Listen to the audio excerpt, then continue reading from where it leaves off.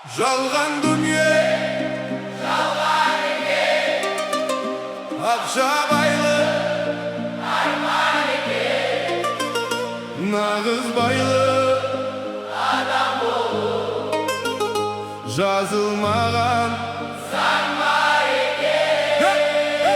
Жалған дүние, жалған екен, ақша байлық, арман екен, нағыз байлық, адам болу, жазылмаған заң бар екен. Дұрыс адамның талабы бар, дүние құса жаралы жаны, мейірімділік құны жоқ байлық, дейді адамның саналылары.